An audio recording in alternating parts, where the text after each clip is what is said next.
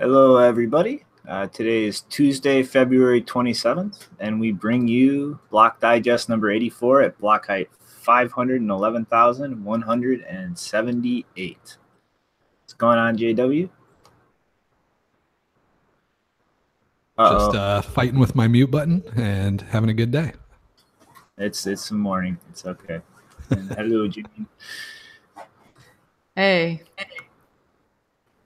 All right, and to everybody watching, what the hell are you doing awake right now? You're all not human. Everybody's waiting with bated breath to hear about this clown. Oh, this clown? Well, whoops, you gotta wait, guys, because guess what? There's actual news. Bitcoin Core 0.16 released. Woo woo! Yeah, totally. You know, there's a bunch of stuff in there, but the thing that made me the happiest of all was when you scroll down and you look at all of the people that wrote code that was directly contributed to this release. It's like 2 pages of people. It's beautiful. But JW, Bitcoin Core is Blockstream. It's just a front for the Illuminati and the banksters to kill Bitcoin. It's not like a decentralized open group or anything. Totally. I mean, you gotta run the code written by off by one Garzik. Who's one dude who, yeah, that's way more better. Aha, Acnix made it. Welcome, Acnix. But Shinobi, the real question. Shooter, that's not a real name. This guy's made up. That's some fake bankster account. No, he's the Shooter, Shooter McGivern or whatever. I think he was wasn't he on some Adam Sandler movie? Yeah, sorry I cut you off. So, what do you want to say, Jimmy? I was just going to say what's really important is, how many people on that list are women, because apparently it's very, very hard to be a developer in a mostly pseudonymous environment. Women? Why do we need women? What? Well, we had yet another terrible article yesterday, which we don't have to talk about, but I just thought it was important to mention in this context. There's another terrible article in the New York Times yesterday from a journalist who previously had written another terrible article that a bunch of women in Bitcoin and the cryptocurrency space in general criticized. And one of the things she said was how hard it was to become a developer in this space and how alienating it is. And of course, even the people that she did interview, she kind of cherry picked their comments and they weren't very happy about it. But one of the things I think is important that someone pointed out on Twitter in response to the article is that in comparison, because it was couched as like, this is part of the general symptom of Silicon Valley, that it's hard on women. And it's like, actually, no, if you wanted to find like the easiest place, if you were worried about any kind of gender discrimination, the easiest place to work in is Bitcoin, because most people work under pseudonyms. It's all remote. There's no office. Like, this is like the best place you could be anyone you wanted to, use any name you wanted. No one would care. And like this guy, Carl Dom. Like, how do we know that's a guy? I mean, it's kind of assuming gender, isn't it? That's not cool. Could you have picked another name in this context? Sorry, just no, that's a good point. I hate those discussions. I totally avoid them because they're so stupid. But because on the internet nobody knows you're not a cat. But this is like the most like giving open source community I've ever connected with, right? Like how many people that are really, really effective and expensive developers will take the time to go on like a podcast with, not a lot of people, right? Listening, or how many times will somebody happily answer your questions on Twitter or Reddit or wherever. And that they're like, if they wanted to do consulting with this time, they'd be able to get paid really well for it. And they're answering questions with just any random person. So it's a very, but yeah, I don't know. If you did want to alienate people, especially women, the best way to do that would be to keep writing stories about how women are so alienated. It's definitely counterproductive to what they say they're trying to do. Mm-hmm. And whatchamacallit, real quick before we actually get into the features, one thing I want to point out to those who act like Core is some exclusive club that you must be indoctrinated to enter. Look, Andreas Schuldbach contributed to this release. You know, that shitbag who runs the Bitcoin J implementation, who held up SegWit integration with it, who snuck in Jeff Garzik and Block Inc.'s DNS seed nodes so that, you know, anything that didn't pull that out that built off of it would most likely be providing all your private information to somebody who owns a chain analytics company. Yeah, that guy. His code's in here because the identity, the person, it doesn't matter. The code does. So even this shitbag, if he provides something of value that doesn't have shady shit hidden in it, guess what? That code's getting into core. Good point. But the features, this is awesome. So we've obviously got SegWit wallet working now. It's going to use the pay to script hash addresses by default. And there is a new address type argument so that you can decide whatever type of address you want to use, legacy, the pay to script hash SegWit, or Bech32 raw witness script. And it's going to default to the pay to script hash SegWit. And also, it's going to default change outputs from now on to whichever SegWit type is present in the transaction. So it's going to try to keep all the outputs going to the same type of address to kind of not have the change address stand out or anything. Obviously, that's a little bit of a privacy problem. What else? It's going to be generating HD wallets by default now. And one thing to point out is anybody who starts a new wallet with O.16, that wallet file is not going to be compatible with old versions, but old wallet versions are still going to be supported in 16 and the newer versions going forward.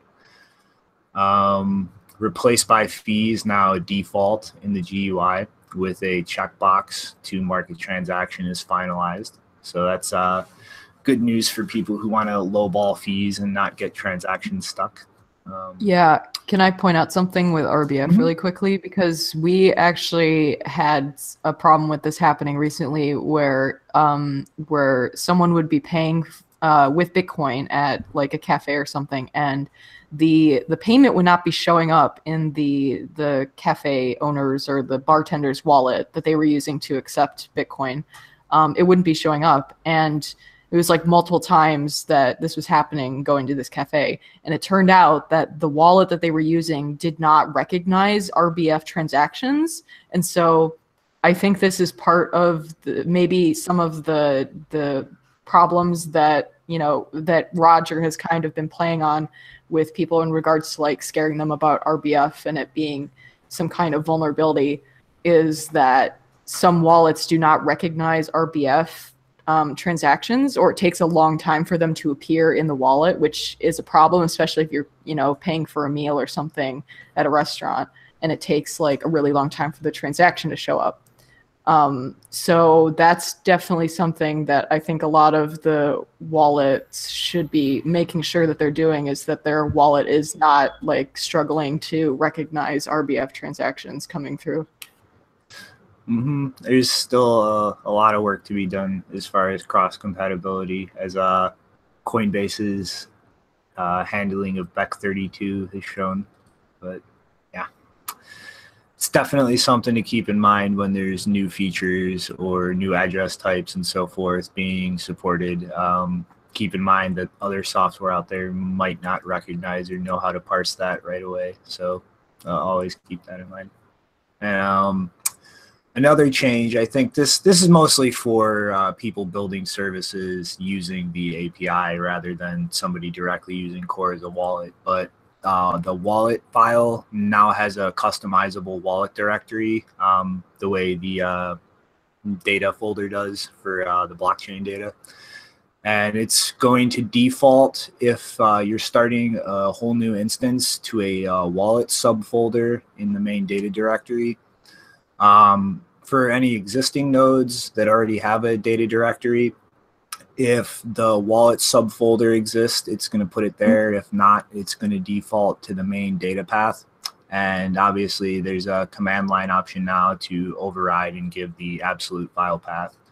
One thing to keep in mind, though, if you're tinkering with this, is you should be very careful to make sure that your software is looking for the wallet file in the right place.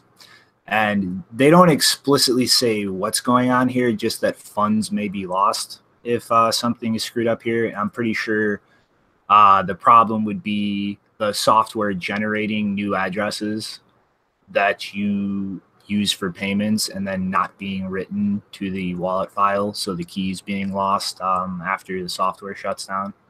That's, again, just kind of me speculating based on the warning here, but keep that in mind that there is a potential problem there. So if you are going to start tinkering with this feature, keep that in mind and make sure you don't mess that up. For anybody who compiles, the minimum GCC version is going to be 4.8 now, and there's going to be no more attempts to maintain compatibility with older versions. So get that updated if you compile from source. And then really the other three big changes, our support is being worked in now for pruned nodes to start relaying the chain tip. So it's not going to be fully active right now. They're just setting up a bit flag in their service bit in the peer-to-peer layer for this right now. But there's still a few other things they're going to have to be rolled in future versions before that's actually functional. For those of you who supported Jimmy Song's BIP with bits, Core did it. I think it's silly. I think it's pointless, but it happened. So there's that. And then two interesting things with the RPC is now a blockchain rescan for new wallets can be given a start and end height argument. So if you import new wallets, you're not going to have to rescan the entire chain, just what pretty much from the wallet start date up to the tip. So that should save a lot of time for people who manage multiple wallets. And you can now save snapshots of the mempool at any time. So that, I think, is going to be pretty fun for people who like to sift through mempool data and see what kind of insights they can pull out of that. But for the most part, just a few other changes to the RPC. For instance, validate address now has some new behavior to take into account SegWit. You should go over that if you use that feature. And it's not a big deal at all, but I personally am irritated that get info has now fully been deprecated. So there's get blockchain info, get network info, get wallet info, and get mining info for each respective, I guess, information state for your node. But overall, woo, more cool shit to play with.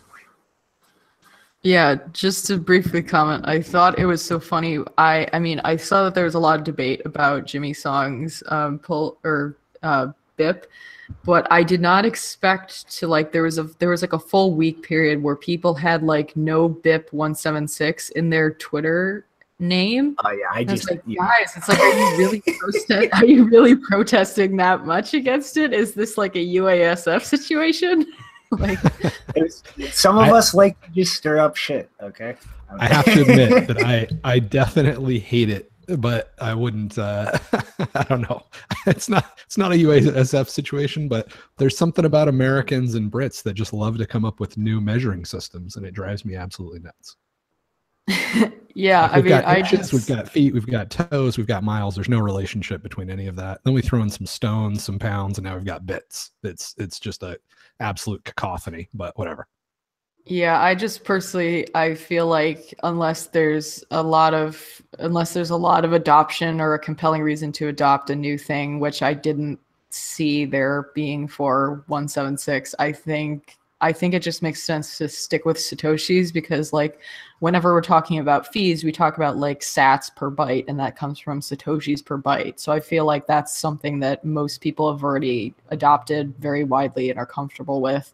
It's mostly the new people who just don't know the vocabulary, but I think in general people understand what a Satoshi is. So yeah, I mean that was kind of my rationale behind. I was one of the people out there shit posting on Twitter, but that was pretty much my rationale. Like, if we're going to start trying to standardize and move to a smaller denomination, we should just go to Satoshis and get it over with. I mean, everybody knows what a Bitcoin is, and if you move to the opposite extreme of a Satoshi and then make that connection with how many are in a Bitcoin, I think that would be a lot simpler. But I think it was mostly listeners, just, yes, we know the metric system exists. We just choose to ignore it. But I mean, this is Bitcoin, guys. So some of us just can't pass up an opportunity to shitpost, and it was the perfect, like, innocuous thing to shitpost about. It was a fun, like, week or two. Everybody was arguing about it.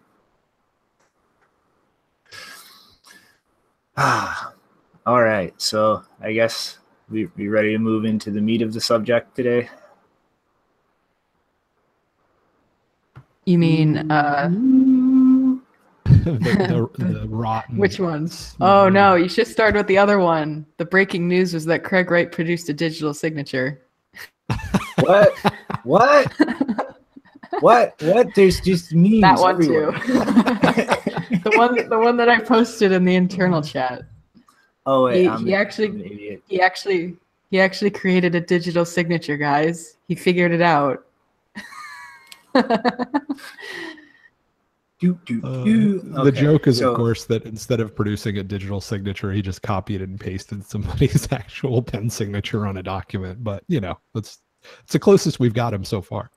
Mm-hmm. But for those, it's actually worse than that. He used like a digital signature generator with like a very obvious font, like because I think below in that document, I don't know if it'll show you on this screenshot, but in the actual document where it shows these pictures, yeah, he used a digital signature generator. So this thing on the right where it says Dave Kleinman, he used that with a specific font digital signature generator. It was like idiot. So not only does it look they even like the original signature, but if you look at the document, it's an embedded font, so you could just see by clicking on it that it's not a signature. Is that what you're saying? All right, so let's start off a counter here real quick. All right, this is an actual illegal thing that Craig Wright did. He fraudulently forged a signature on a forged contract. Ding. All right, sorry I cut you off, Dean. I want to kind of iterate that, like, this right here, unlike a lot of the other stuff we're going to get into, this is a real thing that happened, and this is black and white illegal. Yeah, so I think right below that picture it says, in reality, the signature appears to be a near identical copy of a computer-generated font called Auto, available at wfonts.com. So if you go to that website and you click on that type of font, you type Dave Kleinman in, it will produce that exact signature in that formation. It's like so bad. But guys, look, CSW created a digital signature. He did it. It only took 2 years, but he finally did it. It is digital and it is a signature, so we got to give him credit where credit's due. But we didn't really introduce the topic very well. Just if you're not obsessed with Bitcoin and you're getting your news through us, or if both, the latest is that Craig Wright is being sued. And it's basically resulted in this big discussion about whether he's Satoshi yet again. He's being sued for $10 billion. $10 billion. But yeah, so how do we, like, do we want to go through like what he's actually accused of? How, like, because I think the most important thing to point out with this is that a lot of the evidence that they're presenting in this lawsuit is the funniest part about this, as we'll show, is that a lot of the evidence that the David Kleiman estate is presenting as evidence that Craig owes them this money and committed all this fraud is because I don't know if they're trying to prove that he created fraudulent documents, but a lot of the exhibits that they have are actually fraudulent documents, which means that he's kind of in a catch-22 situation where the only way to avoid getting sued for $10 billion is if he points out that the documents are actually frauds, which will put him in a new difficult situation where he has to account for the fact that he fraudulently created a bunch of documents. So he's not in a good place right now.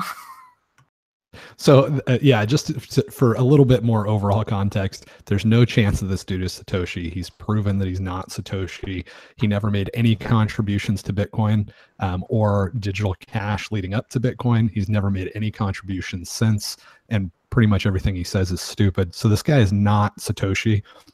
He also took some public key data that was found in the blockchain of where Satoshi had allegedly transferred some coins. Allegedly, there's a pile of coins owned by Satoshi, right? So he took the public key data, put it together in this big scheme on his own laptop, and presented it to a few people, including some other known bad guys at this point, to present it as if it was a digital signature, right? So it was a slightly more complicated version of the clown factory that these guys are doing now with copying and pasting a font. But essentially that's what he did. And he did that, I don't know, what was that, 2 years ago? Was it longer than that? Anyway, Dan Kaminsky, a security researcher, looked at all of the data that he had presented and walked through step by step, showing that he was in fact a cryptographically provable fraud. I think that's the name of his blog post. So there's a lot of people in jail that are in jail beyond a reasonable doubt. This dude is a fraud beyond if Bitcoin works, this guy has to be a fraud, right? If cryptography works, this guy is a clown. It's the most sure evidence we'll ever have, but all this stuff helps too. But you can't defame Satoshi. He's not defaming Satoshi. He's defaming an imposter. It feels so dumb to be talking about this still, but that's the genius of this monkey. I mean, he's not Satoshi, but he knows how to hire a PR firm and keep getting himself in the news. So here we are. Yeah, and he also knows how to generate emails with timestamps sent from domains that didn't even exist at the time that the email was sent. So good on that. Yeah, that's definitely another thing to point out is especially this initial email that's provided with Craig supposedly approaching Dave with the idea for Bitcoin is sent from a domain that was lapsed, not under his control. If you really want to dig into it, you can pay the $50 to dig up the public whois information on the domain history for this. But there is absolutely no reason to presume that Craig Wright had this email address at the time. And as I'm sure JW can go into in a little depth here. Well, wait a minute, just to be clear, nobody had that email address at the time because the domain wasn't active. It wasn't even registered. So there's no way, right? But again, that aside though, forging an email is not really that complicated. I mean, if you spool up an SMT server or can get an SMT server or SMTP server that has open relay, you can literally just go in and say, here's this email address, here's this email, here's who it's to, and it will just relay the email. There's absolutely no checks or anything. You can just make up an email address and have it relayed across the internet to the end destination. So the process of faking an email is this. Literally, look, there's a wiki how page in 10 steps on how to do it. This is by no means complicated on any level at all.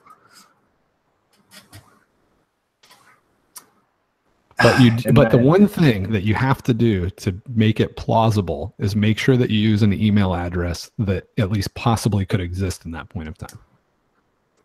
Oops. But yeah, he's not the smartest guy.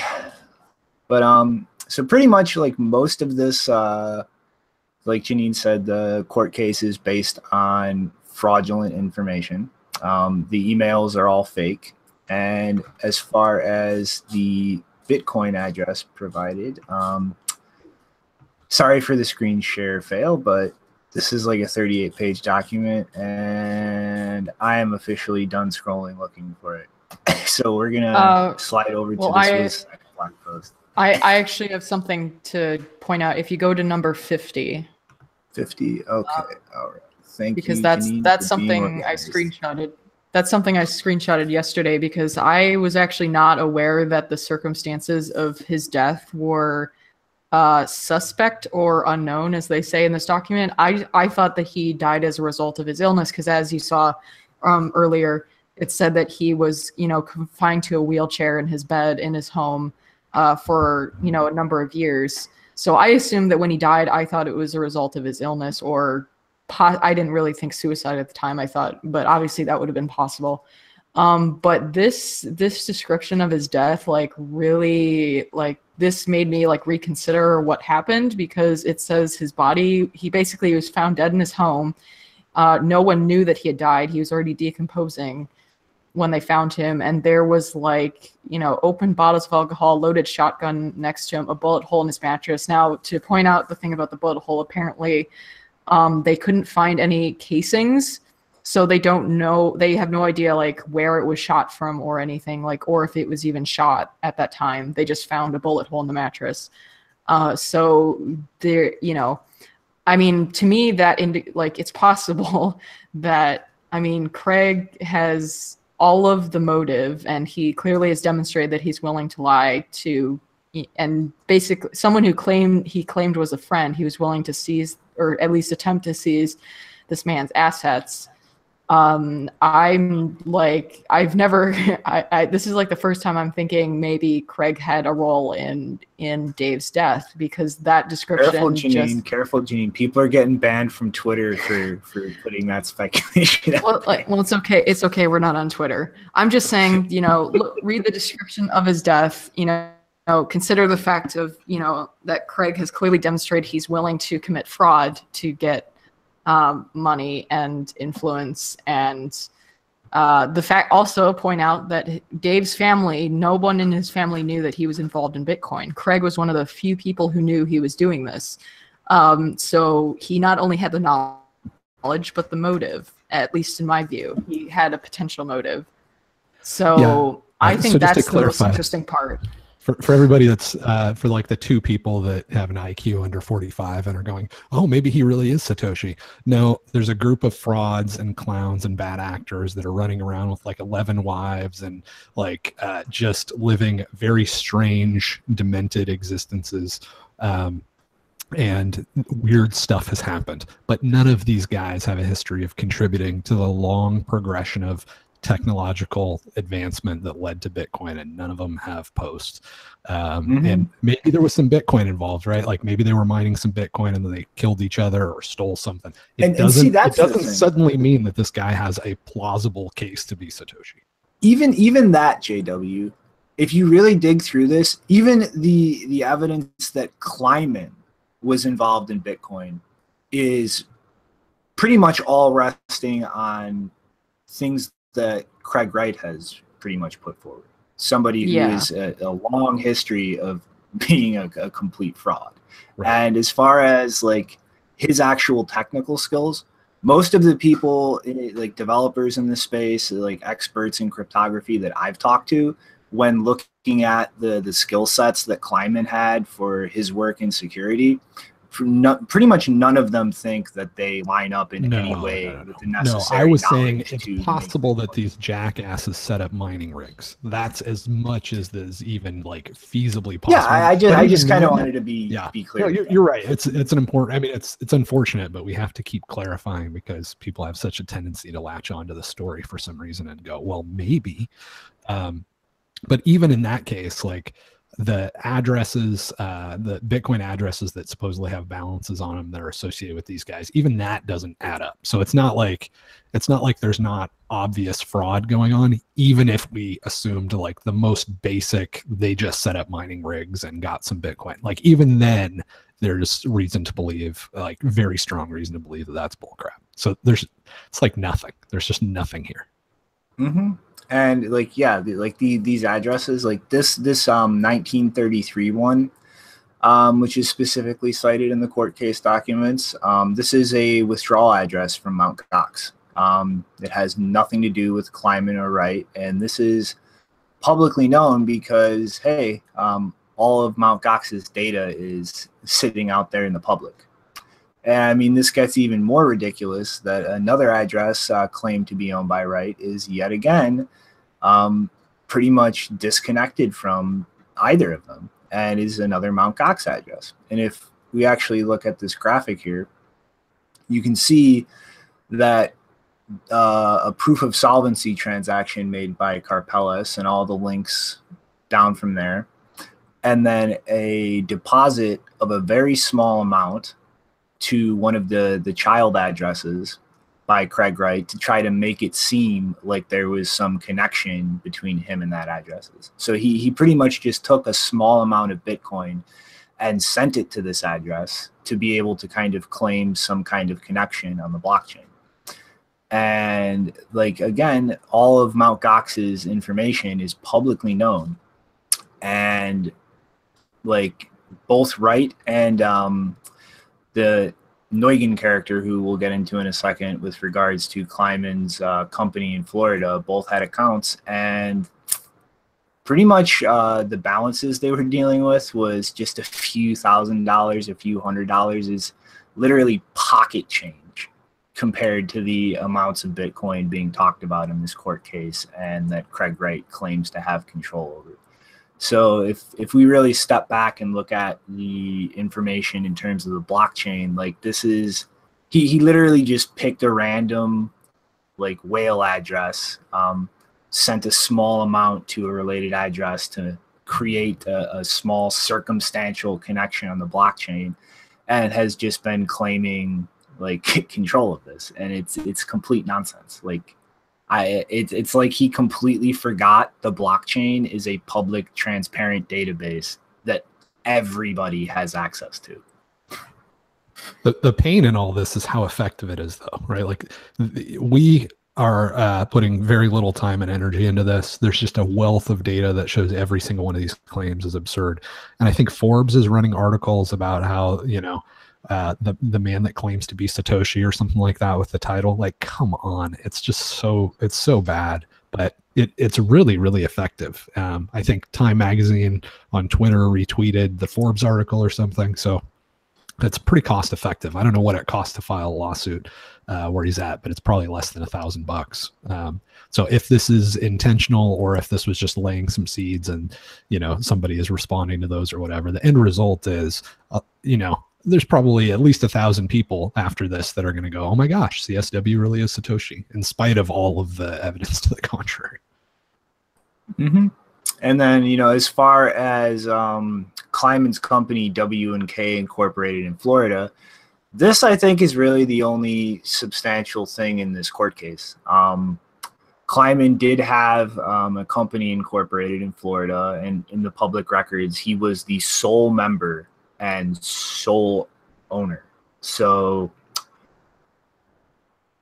thanks for the pronunciation correction. I think Neugen, as I said, is pronounced Wen. So there's me butchering. That's all right. Butchering foreign. It's not a syllable you learned when you were a baby. It's fine, man. But yeah. So pretty much, again, under public record, Kleiman was the only member and owner of this company. And this Wen individual pretty much fraudulently put themselves forward as a member of the board and reactivated the company, so to say. I'm kind of just trying to walk through the legal jargon here, and went through the process of liquidating the company and transferring all of its intellectual property to Craig Wright. And part of the basis, aside from fraudulently pretending to be an authorized member of the corporation, Craig Wright also forged and backdated a number of contracts, as Janine got into a little bit with this this fake font signature, pretty much establishing a bunch of ridiculous terms for conditions where all of the company's property would be handed over to Craig. Some of the valuations denominated in Bitcoins had ridiculous fiat equivalent valuations at the time. Like the entire alleged stash was nothing more than a few $100,000 at the time. And yet you have some deals with Bitcoin supposedly in escrow valued in the tens of millions of dollars, which makes absolutely no sense. And pretty much Craig literally defrauded a court in Wales into recognizing a lot of this. So if we dig through like the bullshit, we sweep aside the emails, they're bullshit, they're fraudulent. We sweep aside the address and the Bitcoin stated in the case, those are all bullshit. There is a lot of evidence that Craig Wright pretty much defrauded a court, created fraudulent backdated contracts, and forged somebody's signature on these contracts to illegally seize assets of a company incorporated in Florida. And to kind of round off with the big picture here, me personally, I kind of see three different interpretations of all this. One, that Ira Kleiman, Dave's brother, has pretty much been completely conned, and Craig Wright pretty much found a dead man's brother, convinced him that this billions of dollars that doesn't exist exists, and his brother had a stake to it, and used this to commit all of this fraud, seizing the intellectual property of David's company. And Kleiman is filing this lawsuit under the presumption that this money actually exists. Two, that Kleiman is aware a lot of this is bullshit, but there's still the issue that Craig illegally defrauded his brother's estate in forging all of these contracts and pretty much illegally taking control of intellectual property that was his brother's and therefore his brother's estate's property. Or three, what I think is the most unlikely, but given how Bitcoin works, I think still very possible, that this is all some kind of elaborate scheme. And this is pretty much just going to be put forward in the court, settled outside of court, which would pretty much keep how everything is concluded totally out of the public eye. And then Craig Wright can use this as another elaborate indirect method of lending credibility to the idea that he is Satoshi. But at the end of the day, pretty much everything except Craig's fraudulent activities in dealing with Kleiman's company is all complete bullshit. That's a good summary. I find it so funny that he, went to all this effort to take someone's intellectual property and claim it as his own when he so strongly defends intellectual property rights on Twitter and why they're so important, and how he's filed all these patents and they're going to be so important to his business and they're going to allow him to prevent people from messing with him or whatever. Well, it looks like your IP is just going to bite you in your own ass, CSW. Oh, God, no. You did not. You did not. I'm sorry, got your acronyms mixed up. I am going to go drown myself. I just got your acronyms. I'm used to saying JW. I'm not used to saying CSW. I usually say fake Satoshi, but I tried to say CSW and then I accidentally said. I'm no longer going to have two initials at the beginning of my name. I'm sorry. That's all right. Intellectual property is going to bite fake Satoshi in the ass. There. Mm-hmm. And two last things, I guess, details, if you want to tackle these, Janine. Mr. Craig's response. Yeah, yeah. So people were, because for several hours he wasn't responding on Twitter, and I don't know if that was deliberate or not, because it wasn't a long span of time that he wasn't active. But people started tweeting at him asking like, "What's going on? Do you know what this lawsuit is about?" And one of his responses was, "I'm fine," and the other one was greed, which I think is an interesting. Like, are you? Because he That's likes an to admission play of all guilt. these. Yeah, well, I think he's actually saying that David's brother is being greedy by like trying to seize the assets back or something, and suing him for $10 billion. But Craig Wright has this habit of like wordplay and references to names. Like his handle is Professor Faustus, which is a reference to a German play about a man who sells his soul to the devil for magical powers, and then ends up going to hell anyway.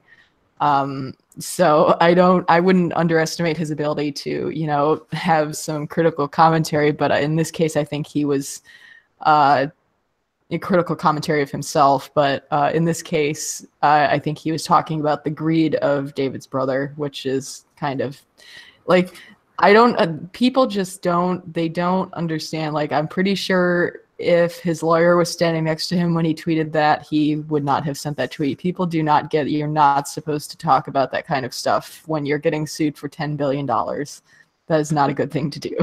Sure, You're not but supposed to. He doesn't have any money anyway. I mean, the guy's not like, you can't get blood from a turnip. He might as well just keep pulling these scams, because that's what he does. Even though he's got a wheelbarrow full of degrees, I don't think he's he's not a wealthy guy, and those degrees are all fake. So, Well, yeah, but the suit could still set up, like, if I don't think it'll be successful. I think it'll have to change a lot, because obviously it's basing a lot of its exhibits on documents, like, basically believing a lot of the documents that Craig forged as evidence that he and David were entitled to a lot of this Bitcoin, when it turns out they weren't. But if they do get any money out of him, I assume that they're going to take advantage of the fact that he's, has a pretty high position at N-Chain, and N-Chain is doing stuff that's making a lot of money. So I guess Craig would be kind of handicapped by that. If he was somehow... The guy rents a Lamborghini. Like, he can't even afford to buy it. Yeah, but you never know. His blockchain patents might go somewhere in terms of getting money from banksters and all that. I doubt it. But yeah, I mean, he's running a lot of scams at the same time, so maybe some will pan out. But I don't think the guy's got a lot of money at the present time, and I don't think he's really worried about the possibility that this lawsuit doesn't work out, because this is like it's just a bunch of morons slapping each other. So. Oh, I just used the term bankster, and I just realized that that's actually a derogatory term. I just thought that was another way of saying banker, but it actually is a combination of banker and gangster. I love it. Bankster. But I guess one last little thing to point out with this whole story is, if I guess you want to take this, Janine? Yeah, so when the article by Wix Security was first published, they identified towards the bottom of the list the second to last address as belonging to Roger Ver. They have subsequently today they have removed his name, and now it just says Mt. Gox user. So, and there's a number of them that say Mt. Gox user, so obviously it's not very identifying in that case. So we don't really know whether they did that because maybe they were worried that, maybe there's some kind of consequence for de-anonymizing Roger Ver if it's not widely known that he had that address. Or maybe they did it because they misidentified the address as belonging to him, and it turns out it wasn't. Really don't know. They just kind of edited the piece, and it says Mt. Gox, but prior to that, it said Roger Ver. So really don't know. How much Bitcoin is in that address? If you click on the link. Let us see. Previously, 160,000 Bitcoin. And the last transaction was pretty recent. There was around, about 10,000 or so. Seems like a big drop in balance. Is you losing money spamming, Roger? Or selling off to make up for the spamming? Maybe. But suffice it to say, I don't think Roger is as rich as he used to be with all the nonsense he's engaging in. All right. I guess ready to move along to the next story? Yes, and hopefully to never return to that story, but I'm sure we Wait, will. we don't have any more Craig Wright memes? Just this one, I guess. This is his calculations. It's a picture of Craig standing in front of like a transparent whiteboard with all kinds of formulas on it that he certainly doesn't know the meaning of, looking really devious. Yeah, and the meme is calculating how I'm going to get $10 billion. Yeah, and if you want to see it, Peter Todd actually did a parody video of that picture where he was writing formulas on he had like a cap that was kind of like pushed to the side. I think it's on the BHB network, the Italian, the Milan meetup, the Bitcoin Milan meetup group. It's either that or News channel. I forget. Anyway, just search on YouTube Peter Todd, Craig Wright. You'll find it, and it was really funny because he said that the equations, he wrote them differently, and it was like he wrote the explanation for what the equations meant, and it was like how to get fat by eating pasta or something. All right, and I guess I'm way too lazy to dig through my prolific meme history on Twitter, but just picture Craig Wright with a scumbag Steve hat on. Wants terabyte blocks. Here's terabytes of information on Bitcoin's network performance. How are you going to get it? I don't know. That's your problem. Yeah, and I also, because you kind of hinted to it earlier, but apparently people were talking about the possibility that he, did some more criminal things that I kind of talked about earlier they were talking about on Twitter, and their accounts have been suspended. So probably I would suggest don't talk about it on Twitter, because you might get suspended, because they might come around. All of his bots might come and flag you or something. Mm-hmm. All right, and next story. Circle buying Poloniex. And here is where I'm going to rage about journalists who write like it's a fucking novel. I don't care about Shinobi. what the morning was like when you showed up at Circle headquarters. I don't care what kind of alliterations you can use. I'm reading to get information, not see your pitch for the next great American novel. Wait, Shinobi, but I thought that Goldman Sachs bought Poloniex, not Circle. What's Circle? I don't even know what that is. I thought it was Goldman Sachs. Goldman Sachs is one of their biggest investors, but like honestly, so you're saying they misrepresented the information? Surprise. Mm-hmm. But honestly, though, Circle has played really close with the regulators. And like they were the first company to be awarded a bit license in New York State.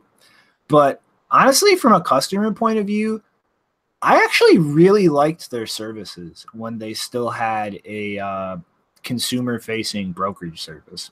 Like it was literally the best KYC system I've ever used for buying Bitcoin. You just punch in your debit card, like go through the KYC, which is just as simple, or at least it was when I was using it, just name, email address, so on. And it's just click, buy your Bitcoin.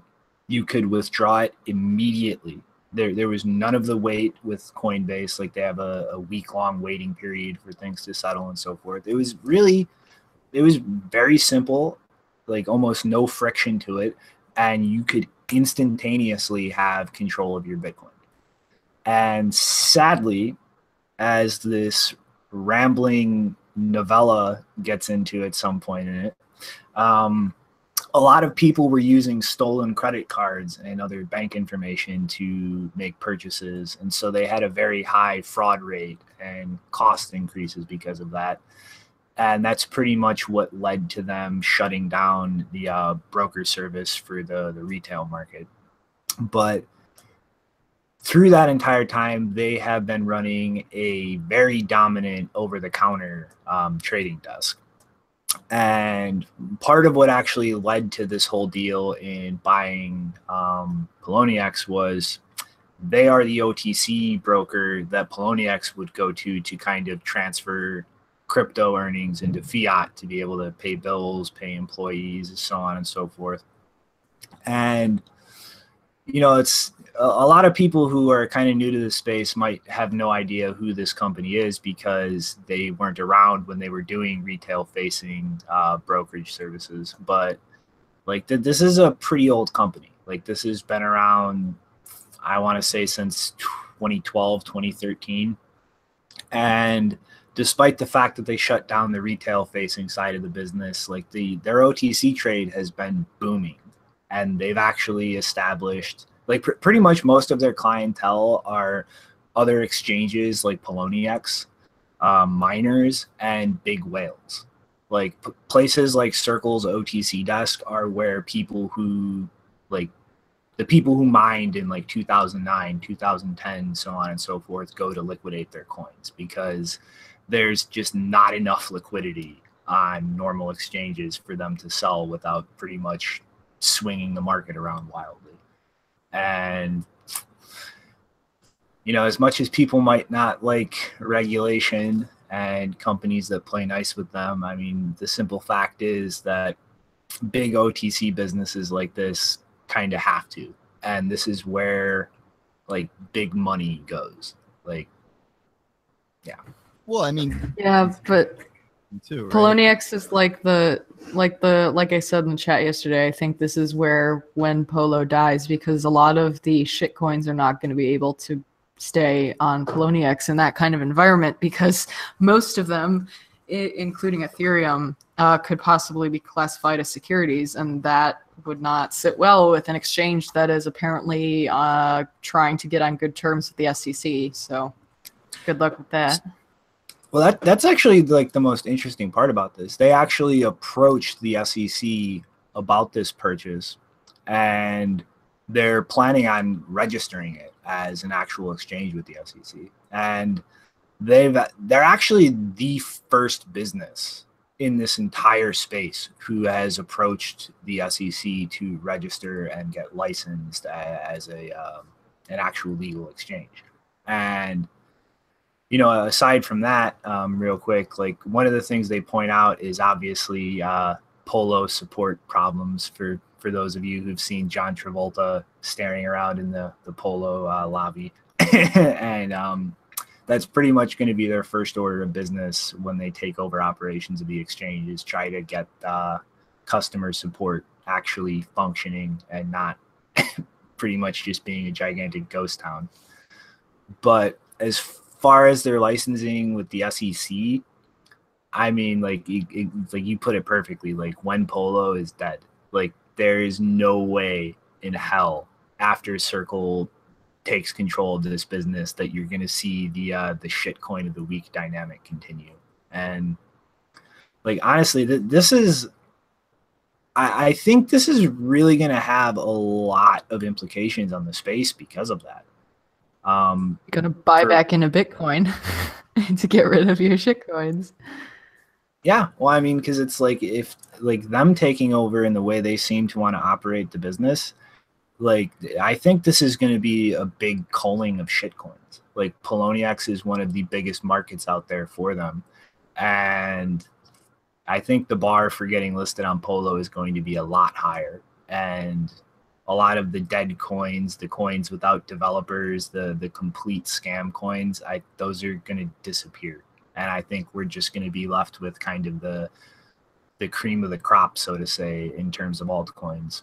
And they were also speaking about, because of the licensing, that they're going to be getting listings, like actual securities in token forms. So I think not only is this going to destroy huge segments of the altcoin markets, but this is also going to probably be ground zero as far as actual tokenized securities and bonds and stocks and so on and so forth, because there's like really nowhere else that it's legal to do things like that. JW? Yeah, totally. Yeah, no, I think this is positive. I think it's interesting that these guys were not doing all the KYC and stuff that they were supposed to be doing, but they were able to do that for a while and then hand it off in a sale. So I mean, if somebody asked me to invest in a US based exchange that wasn't doing KYC, I would have thought they were crazy, but I'm glad it worked out for these guys that started it. There was obviously nothing morally wrong with that, even though it was illegal.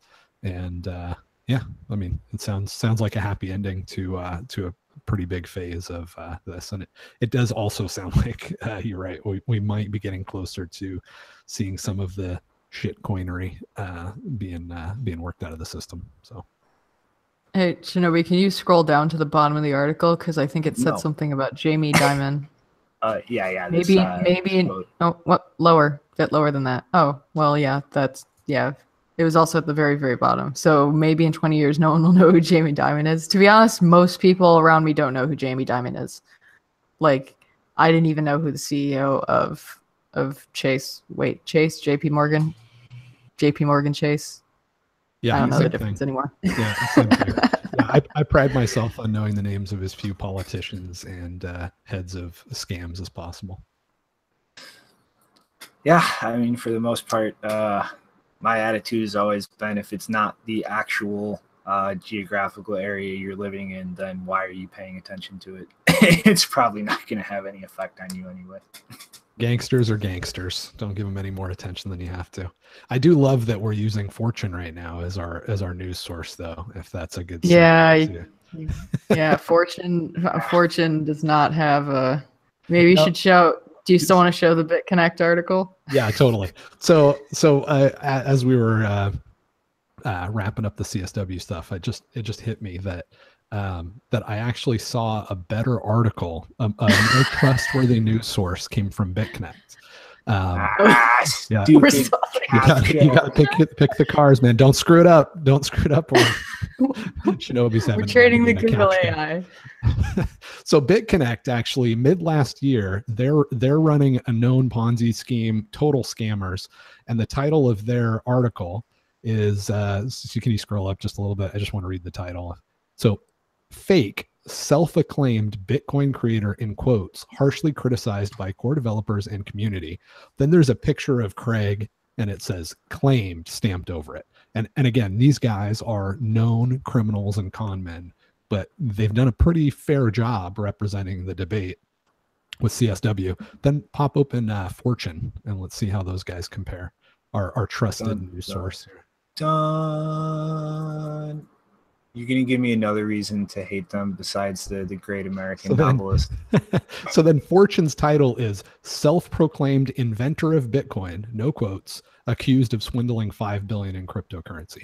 And these are really the bad guys, right? It's these shady journalists that take money from PR firms and slowly build up credibility by producing good news and then cash in on all that credibility by slinging stuff like this. And I don't know if money was exchanged on this one, but this is so typical of Fortune. It doesn't even need to be money, just favor trading. I mean, like they're like, I don't want to name names because these are things that I've become privy to off the record, but like I could rattle off a few instances of big FUD articles that were paid for or directly favor trading. I mean, like that factually happens in this space. Yeah, absolutely.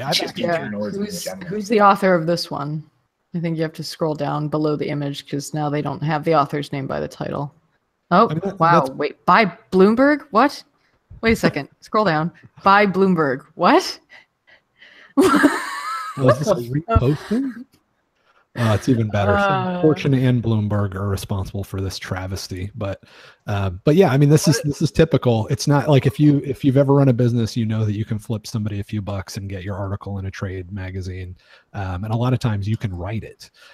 So that's where the real, like, I always like to peel back the the stupid blundering con man that may have killed his friend or may not have, but is broke, rents Lambos and runs around like an idiot. These guys are all enabled by the true criminals that are the guys at Fortune magazine and the guys at Bloomberg that take cash for credibility, and they're happy to throw that credibility to whatever jackass is willing to throw them 5 or 10 grand for an article.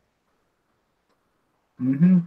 I mean, it's like it's why, like, it's important to actually vet through information. It's like, my head is exploding because I'm trying to make this argument without pointing out all the shitty journalists out there. But like, people take no effort to actually understand what they're writing about. They will just publish what you hand them for the right price tag or the right favor in turn. And it is like, this is just how journalism works now.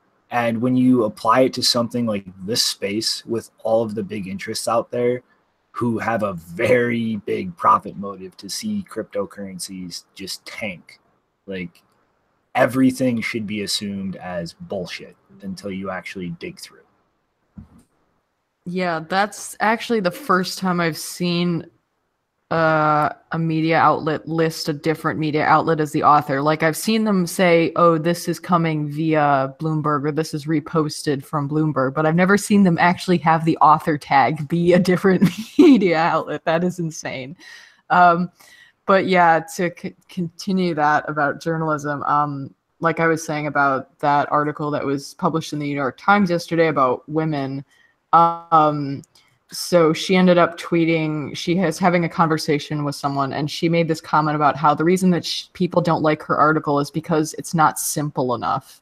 And if the narrative isn't simple, then it's blasphemy.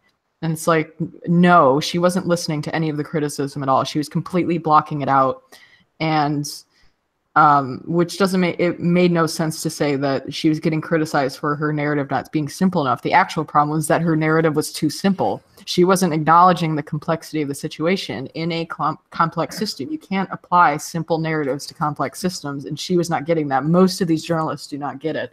And it was really funny because another person linked to her article and tweeted out, I think it was in some kind of newsletter by this guy named Matt Levin or something, and he commented on that article.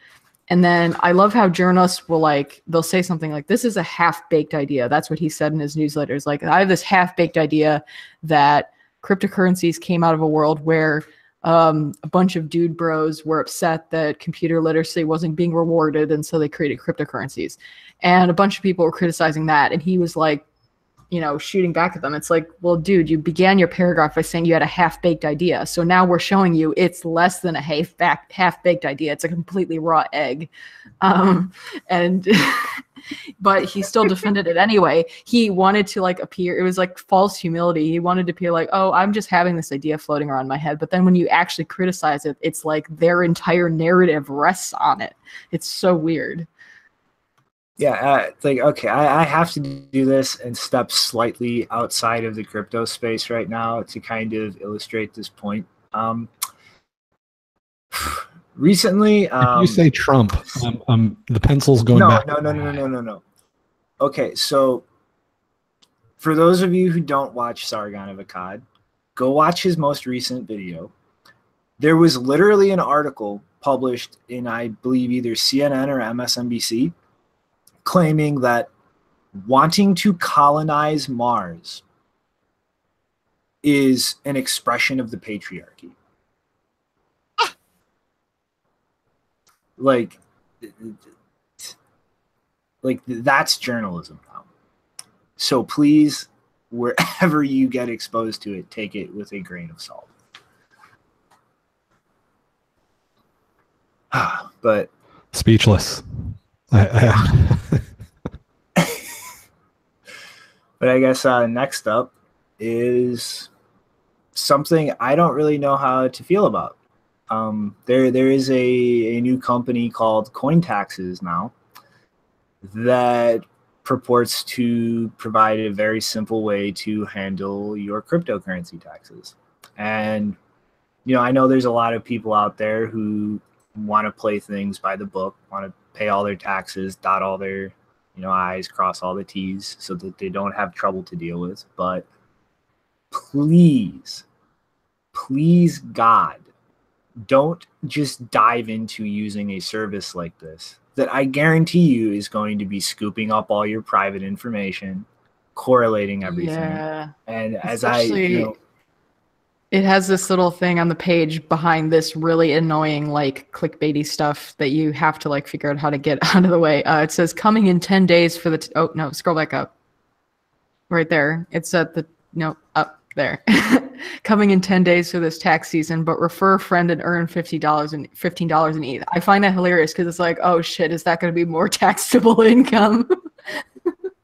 It's like, why is a tax service giving out Ether? That doesn't make sense. Yeah, you'll probably have to spend, $25 or $25 worth of ETH just to have them calculate your taxes on that $15 in ETH. But if all you do is buy and hold, like, you don't have to worry about anything. If you're just using it sparingly, like, see if you can just do it yourself. I mean, like, taxes, they're math. It's not rocket science. And if your records are complicated enough, like, look at an actual accountant that is going to not correlate everybody's information, that is not going to be a service likely handing all of this off to blockchain forensics companies sometime in the near future. Like, think twice before you just throw all of your private information out to the ether to go who knows where. Yeah, it's worth noting that there's nothing special about Bitcoin. It's treated just like if you bought or sold gold throughout the year. It's more volatile, and but that doesn't really matter. The only thing that matters is your buy and sell moments.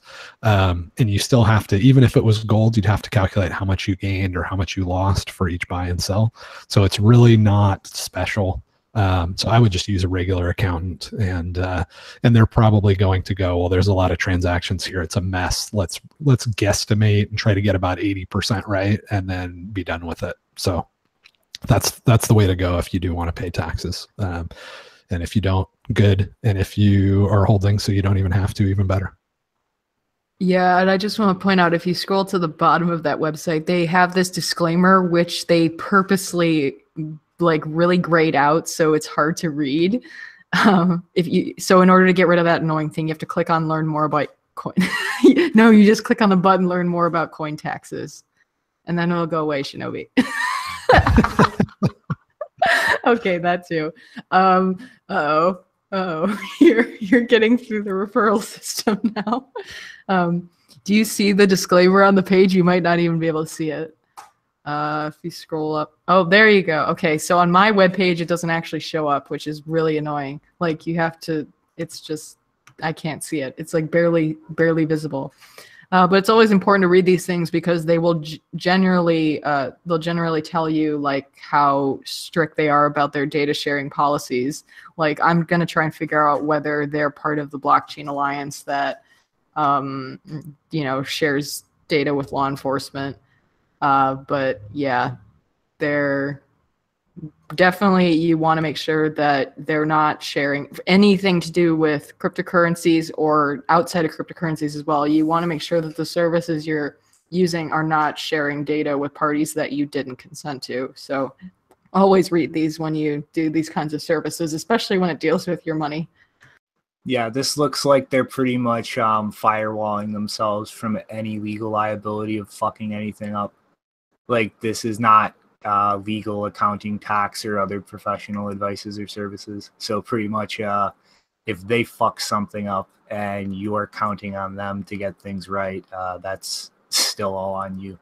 So yeah, yet another reason I would say steer clear of this company. But what you should do is I'm actually offering a tax service now. So if you just go and you export your private keys to a file and hit me up on Twitter with that, I will take care of all your tax needs. I will make sure that you owe nothing in taxes. Oh, wow. And they great service, JW. I definitely like, they have this like right above the disclaimer, they even have this leaderboard feature where apparently when you refer friends, your friends' identities will show up here, and it'll talk about like potential money earned, Yeah, and then rank them according to how much money, I guess. Yeah, if you click check out the leaderboard, this little thing. Look at that. Wow. Yes, everybody. Yeah, that's right there.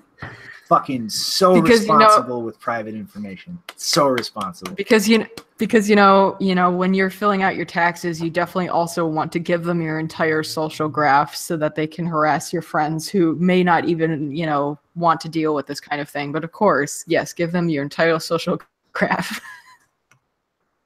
It's like, see, like this is like, chain analytics companies are just scrambling information anywhere they can get it now as fast as they can to tack and trag as much shit as they can now, because they know that that's going to start changing. And I mean, like, even in a world without confidential transactions making it into Bitcoin, like, we can still make their life a living hell. Masked is going to be a privacy improvement for the scripting and make things more efficient. We have Lightning Network obscuring the transaction graph. We have CoinJoin, which can be used as a way to even further obscure things moving in and out of Lightning channels. And we have Schnorr signatures, which will further obscure things such as, hey, multi-sig, not multi-sig, Lightning channel, regular transaction. Like this, like the amount of privacy we can get without even resorting to something like confidential transactions will make their life a nightmare. So they want to catalog as much as possible before we actually start rolling these things out. Yeah. Can you also go, if you scroll up and you go to like the, it's at the top, I think it's support. If you click on support at the very top. Yeah, there. So it'll take you to this little question center, and there's not really that many questions yet because probably they're a new company. But if you click on why or how should I file my taxes, it says so I guess it would depend on where your IP address is that they'll like tailor this answer for you. If you're a EU IP address, maybe they'll give you like EU type advice. But it says, as a United States citizen, you are legally obligated to pay taxes on any capital gains or income earned. This explicitly applies to any cryptocurrency-based activities such as trading, receiving forked coins, mining, as well as using coins for payment or accepting coins as payment for goods.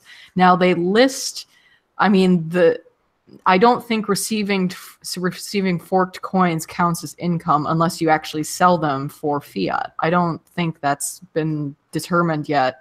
So that's kind of not a good thing to be telling people that automatically if you have forked coin, like I have forked coins that I've never claimed any forked coins. So does that still count because I could technically access them if I wanted to? Like that doesn't make sense. And also I don't think it makes sense in general if you're not selling them. But it's not true that any cryptocurrency based activities are applicable for tax reasons. If you're not selling them for fiat, if you're not going into fiat, then that doesn't apply. So they need to be really careful when they're saying stuff like that, because that's going to, they're basically like making people scared. So they're not sure what kind of activity actually is obligating them for taxes, and they're going to sign up to the service not knowing that they're not obligated. Yeah, that's like, yeah, that like it's completely ridiculous. Like, what if I just start forking Bitcoin every week and putting it on some shitcoin exchange and giving it some fake like market cap value? Can I just fuck all Bitcoiners with tax liabilities? Hey, you just got income. Oh, I'm going to do this again. Hey, you just got income. Like the logic behind that is just ridiculous. Maybe what they mean by receiving is like if you take possession of it, but still, I think it's a gray area. That's what's ridiculous is technically you have possession of it with the keys, like through absolutely no action of your own, absolutely no way whatsoever to prevent that. Like the idea that you should be liable for like taxes for that as income is ridiculous. Like you have absolutely zero control. There's probably some precedent for this somewhere. Like if you were a tax attorney, you could probably say, oh yeah, back in 1890, some guy dropped off a bunch of cows at somebody else's house and they didn't pay for them, or they didn't take possession, or they didn't acknowledge possession or something. So it's probably already something on the books there. But yeah, I don't know. That's obviously a weird spot. I don't know what the answer is, but I imagine somebody does. And either way, I like at the end of the day, this stuff is just like it's treated just like gold from the IRS's standpoint or any other. It's not like you can't talk to a normal accountant and they can't deal with this stuff. Yeah, and somebody just asked in the troll box whether I still have B trash. Well, I don't know. It depends on what you consider possession to be. Because I've had this debate with a number of people who debated the ethics of whether it was better to keep fork coins or to sell them, like which was better for Bitcoin. And I've just taken the stance that I'm pretending they don't exist. I don't care about them. I don't want them. I don't want to use them. So I don't consider myself to really be possessing them because I don't use them. That's a good approach from a privacy standpoint too. Yeah, definitely. It's like, again, that's the main reason that I don't want to touch them. Mm-hmm. But I mean, like, again, you have no control over it. Like I have one of the little poker chips from BTCC. Like this thing, I am never unsealing this. This is just like a stupid novelty thing to me. That's just a couple bucks, but this has coins or the key for coins on every single fork that ever exists. I don't give a shit about those. I'm never claiming those. So like the rationale there is just ridiculous. But I guess, JW, I'm going to illustrate to you why even statists can do some things right now. So I always say a broken clock is right twice a day. So even governments can put criminals in cages every once in a while. Mm-hmm. So, yep, I dropped the ball. I forgot to get a translation plugin for Firefox. Actually, I believe that's an anti-ad blocker screen. They're very upset with you for using an ad blocker. Well, regardless, I still don't have the translator. But the Israeli Supreme Court has ruled that a major bank in Israel that was blocking and attempting to shut down the accounts of cryptocurrency businesses simply for being a cryptocurrency business is not allowed to do that. And for now, they have placed an injunction on the bank from shutting down accounts on those bases. So, hey, I guess scream loud enough and you're in the right place, things actually can go the good way. Yeah, this is definitely a positive story. I mean, it's just a temporary injunction.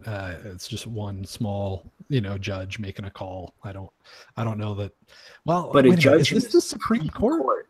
Exactly. That's what I'm saying, JW. All right. Okay. That's better than. I barely glanced at this thing because I hate. I don't know. I hate looking too much at what mobsters are doing this week. But yeah, no, that's positive and it's interesting. And it does show that there is quite a bit of variety, in different jurisdictions. So I definitely, personally, I don't buy into like the Illuminati. There's 12 guys in a room trying to decide how all this works because it's a disorganized cluster. But yeah, this is positive for sure. And I want to remind everybody that there is still the pending Supreme Court case in South Korea over the constitutionality of the entire regulatory system that they just set up. So, I mean, governments suck everywhere, but at least in Western governments, we have things like Supreme Courts, we have constitutions. And if people scream loud enough, if there's enough people behind something, I mean, that really puts, I guess as JW would say, the mobsters up against the wall. That's either you cave to people or you go full fascist. And that's a gamble there because if most people are not okay with that, I don't think that's going to go well for the mobsters. And even the fascists needed public support. So yeah, I mean, I'm very skeptical that that constitutions or Supreme Courts do anything to protect the rights of the minority. But yeah, if we can get the majority excited about Bitcoin, and it seems like they are in places like South Korea, then it seems like we've won. Mm-hmm. And then I guess last thing to round up, I know you got about 11 minutes left before you got to go do responsible things, JW. But woo! Hey guys, remember how completely and utterly retarded the European Union was in their understanding of a blockchain, of a database, and all the retarded shit that they were. Hey, whoa, guys! They've suddenly pulled their heads out of their asses. They understand all of that perfectly, and they made something better than a blockchain. A database. It's so much better than a blockchain. They have a system they're proposing now called TIPS, not to be confused with Treasury Inflation Protected Securities from the U.S. Treasury, Target Instant Payment Settlement. And they have absolutely no details except it takes 10 seconds, costs 20% of a cent, and is based on DLT technology. And they even go on to say, like this is too funny to me. Like a government is repeating the same bullshit Roger is. A DLT transaction at best costs 30 euros and take at least 1 hour. I haven't paid more than like 50 cents for a transaction in the past few weeks. Have you guys? Yeah, why? How the hell is that attractive to say it's transaction fees are 30 euros? That's not appealing at all to me. No, I mean, No, they're saying shit talking like Bitcoin and other things and trying to say that they've solved that problem. What's great about this, though, is that if it really is an irreversible transaction, I know New Zealand and Australia has irreversible transactions that are instant. The United States does not. But if this is really irreversible, and I think the article says that it is, then it makes it a whole lot easier to buy Bitcoin and to sell Bitcoin for that matter. So there you go. What the hell is this sentence? But there are other alternatives to Bitcoin, such as Ripple's XRP. Okay, good luck with that. Not to mention the Bitcoin Accelerating Lightning Network's famous pizza. What? The Lightning Network is not. The Lightning Network is not an alternative to Bitcoin. It is Bitcoin. It's second layer. Lightning Network is not Bitcoin. It's an IOU system. It's breaking. It's breaking. It's a bank scam. They're just gonna give you loans. I don't know what you guys are talking about. It's called the Lightning Pizza Network. It's exclusively for pizzas. You do atomic swaps for pizza slices. It's amazing. It's secretly Litecoin. But yeah, this is fucking. It's gonna be an interesting year. The Petro scam. Turkey is trying to start their own scam. Iran. And now you have the European Union continuing to go full blockchain retard. It's going to be fun times and lots of lulls. I also don't... Why is the heading crypto culture? What part of this has to do with culture? No idea. They're not very good. They're not very good at writing articles, are they? Governments aren't usually very good about anything other than stealing. Yeah, but this is I don't know if this is the government. This is CCN, which is a weird site that I've never seen up until like 2 months ago. I don't even know what it is because I keep getting it confused with CNN, and I keep thinking it's like an offshoot of CNN. But what is it? Is it cryptocurrency news or something? Crypto coin news, I think. Oh, well, they have really shitty page formats that are super annoying. It reminds me of Cointelegraph, and they don't know how to write articles. Great job. Mm-hmm. But I guess that accurately reflects the stupidity of the things they're writing about. Well, I also want to point out that, like, I mean, because we're kind of dealing this right now because we're trying to get Pro Tip back on its feet, updated and everything. And one of the things we talked about is like the philosophy around tipping and like, the fact that it reflects small payments.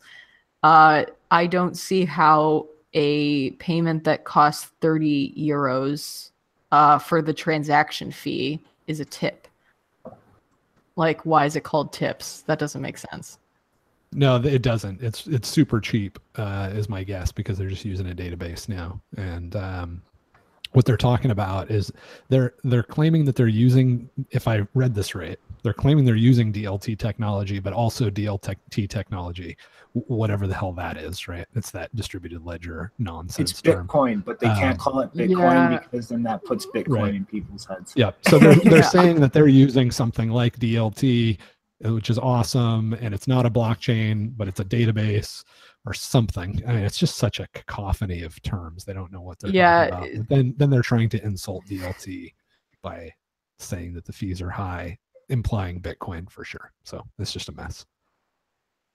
But the overall thing seems to be that they're rolling out a new payment system across Europe, and it's irreversible and it's instant, which makes Bitcoin really, really easy to get and then really, really easy to sell. So wait a second. So that poison pill, guys. So they're saying Bitcoin is the DLT. I've never actually. Oh, wow. That doesn't make any sense at all. Wow. No. I was so confused. I was like, I thought they were saying DLT transactions. Like if they used a distributed ledger, then that doesn't make sense. Wow. This is so stupid.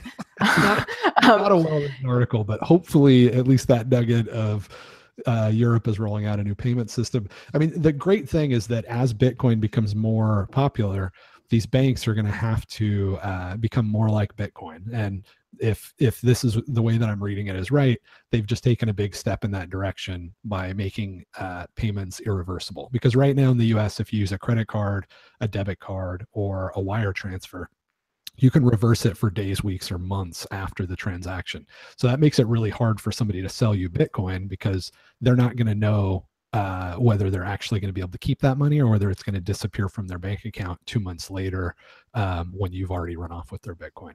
So by becoming a less terrible payment network, which they're being forced to do because Bitcoin obviously works so well, they're actually slowly lowering the barrier to get in and out of Bitcoin in spite of themselves, and it's going to be very nice. Although, to be honest, I do kind of it's stupid, but maybe it's a good thing if these idiots are mistaken into thinking that Lightning Network is an alternative to Bitcoin, because then they'll be like, oh, it's not Bitcoin. Yay, we can use it because we don't want to promote Bitcoin. And then they'll end up using it. It's just an API, guys. It's just the Lightning Network pizza API. Just go for it.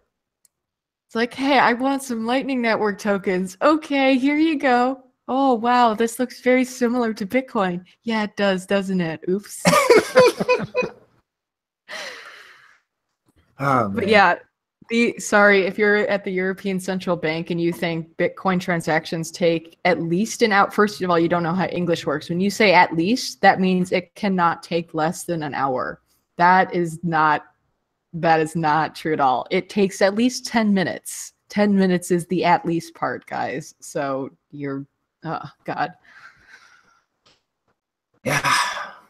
But, I guess that rounds us off for the day. Were you going to show nothing much? Oh, wait, shit. Breaking news, everybody. Craig Wright is reported to have signed the Declaration of Independence. It's beautiful. So it's a screenshot of the Declaration of Independence, and it's like the worst Microsoft Paint signature that says CS Wright on the top of it. Well, I wonder he did. I wonder where he got pink ink from. That's very impressive. All of the other guys, they went with black, but he decided to go with green. And Janine, do you look at all the degrees that guy has? He's a genius. He obviously invented it to demonstrate how superior his intellect was to the other founding fathers. Yeah, because pink and purple were like signs of wealth back then, because it was very hard to make pink dye because of the materials that go into it. So the fact that he used like one letter pink, I think it's like a symbol that he's like rich or something.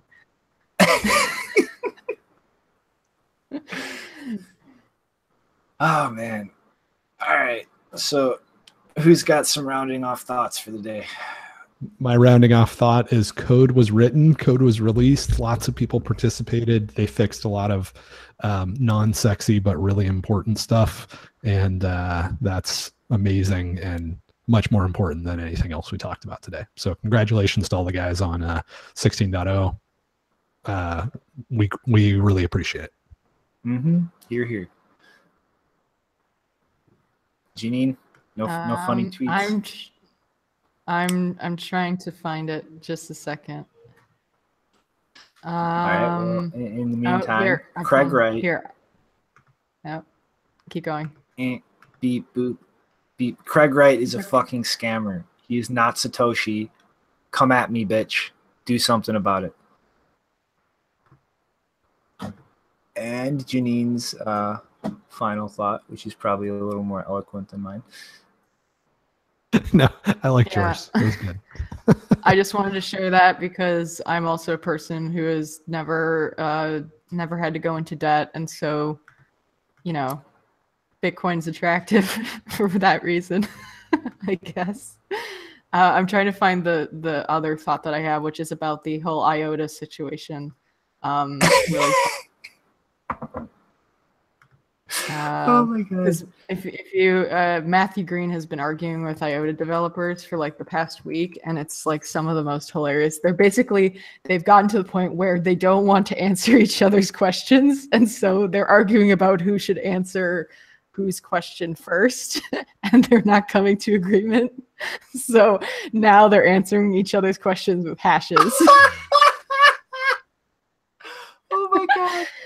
These people are so stupid. I don't even remember how I got into the thread, but I got into an argument with two IOTA developers, and like they just denied the coordinator was required for consensus, and then like 20 tweets later admitted it, and then they confused mining pools with mining farms and tried to say Bitcoin is going to die because there's only 5 farms in control of things, but they were talking about mining pools.